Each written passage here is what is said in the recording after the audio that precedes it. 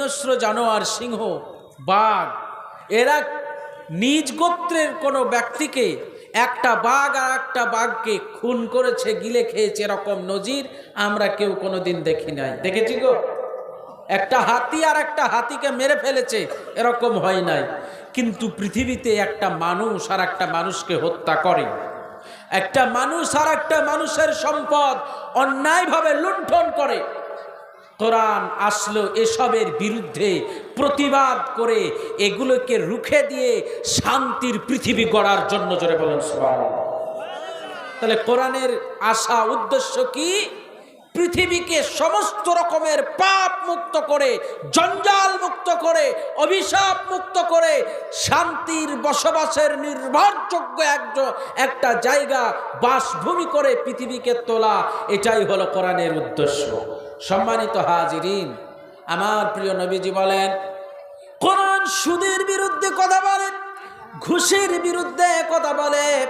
কারণ সে সময় সুদের পরিমাণ এমনভাবে বেড়ে গিয়েছিল, যাদের অর্থ সম্পদ ছিল দুর্বল, অসহায়দের মধ্যে সুদে করজ দিত, ধার দিত, এবং দিনের পর দিন সেই টাকার পরিমাণ বেড়ে যাওয়ার কারণে তারা যখন শোধ করতে না পারত, তাদের সম্পদগুলি তারা একটা একটা করে কেড়ে নিত। প্রিয় নবীজি বললেন, পবিত্র কোরআনুল কারীম আল্লাহর বিধান, কোরআন সম্পূর্ণভাবে সুদের কারবারি করা নিষিদ্ধ ঘোষণা করে দিয়েছে। এরপরে করে নবীজি দেখলেন যে এলাকার যুবক যারা অত্যন্ত মহামারী রোগে আক্রান্ত, কি রোগ? যে তাদের মধ্যে জুয়ার নেশা, লটারির নেশা। আপনাদের এই কদমতলী এলাকায় আমার মনে হয় কোনো যুবক লটারি বা জুয়ারি এরকম আছে বলে মনে হয় না। আছে গো? আপনাদের এলাকায় আছে? আছে লটারি বা জুয়ারি, এরকম মাইক ওয়াজ করা যায় না, সাউন্ড ওয়াজ করা যায় না। লটারি বা জুয়ারি আমার নবীজি দেখলেন যে লটারি খেলে, প্রথমত হচ্ছে জুয়া খেলে পৃথিবীর দিক থেকে আর্থিকভাবে সেবা সচ্ছল হয়ে যাবে, পরিবারের কাছে তাকে নত হয়ে যেতে হবে, তার সংসার অভাব ঢুকে যাবে, কোনোদিন বরকত আসবে না, সব শেষ হয়ে যাবে, আর পরকালীন জীবন হবে অত্যন্ত ভয়ঙ্কর। বিশ্বনবীজি কোরআন দিলেন, বোঝালেন যে কোরআন জুয়ার বিরুদ্ধে, লটারির বিরুদ্ধে কথা বলে।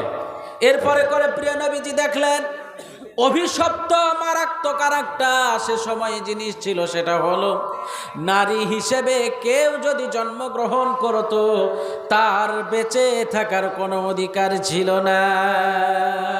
ভালো করে আমার মায়েরা শুনবেন, নারী হিসেবে সে সময় কেউ জন্মগ্রহণ করলে তার বেঁচে থাকার অধিকার ছিল না। প্রিয় নবীজি কোরআন দিয়ে বোঝাইলেন যে একজন মা 10 মাস 10 দিন ধরে তার সন্তান কলিজার টুকরা পেটের মধ্যে ধরে, মা কত লাথি খায়, কত কষ্ট পায়, বমি করে ফেলে, খেতে পারে না, পেটের যন্ত্রণায় ঘুমাইতে পারে না, ছটফট করে এই মা জননী অনেক কষ্ট করে একটা ফুটফুটে সন্তানের জন্ম দেয়।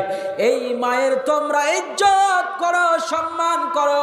আমার প্রিয় হাবিবুল্লাহ, আমার রাসূলুল্লাহ বললেন, গো প্রত্যেকটা সন্তান তোমরা শুনে রাখো, এই আপন আপন মায়ের পদতলে জান্নাত। জোরে বলেন সুবহানাল্লাহ। আমার নবী, বিশ্ব নবী কোরআন দিয়া বোঝাইলেন যে কখনোই তোমরা মায়েদের ওপর অত্যাচার করবে না, তাদেরকে ভোগ বিলাসিতার পণ্য তোমরা মনে করবে না। বিশ্ব নবীজির জামানায় একটা ছোট্ট ঘটনা মনে পড়ে গেল। প্রিয় নবীজি সেই আমলে একজন সাহাবী, অনেক লম্বা ঘটনা, ছোট করে যা বোঝানোর জন্য বলছি। তার কলিজার টুকরা কন্যাকে সে বাণিজ্যে যাবার পূর্বে তার স্ত্রীর পেটে যখন সন্তান ছিল, স্ত্রীকে বলে যে তোমার পেটে আমার যে সন্তান কানা রয়েছে, সে জন্মাবার পর সে যদি কন্যা হয় তাকে বাঁচায় রাখবা না, তাকে জীবন্ত কবর দিয়ে দেবা। কারণ আমি একজন কন্যা সন্তানের পিতা হয়ে বাঁচতে চাই না। সে যুগে নারী কন্যার পিতা হয়ে বাঁচাটা অত্যন্ত অসম্মানের মনে করত, এমন ভয়ানক সময় সে যুগ ছিল।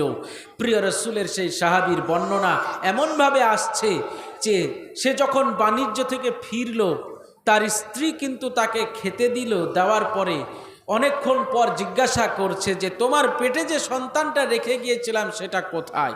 কিছুক্ষণ পর সে বলল, যোগ আমার প্রাণের স্বামী, আপনি চলে যাওয়ার পর আমার কন্যা সন্তানের জন্ম হয়েছে।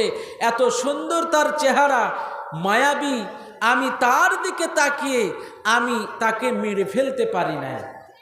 আমি তাকে অনেক কষ্ট করে সযত্নে লালন করেছি, সে এখন অনেক বড় হয়েছে, তো সে কোথায়? তাকে যখন দেখতে পেল, সাথে করে নিয়ে বেড়াতে যাওয়ার নাম করে মরুভূমির মাঝে উপস্থিত হলো। লম্বা ঘটনা, অনেক ছোট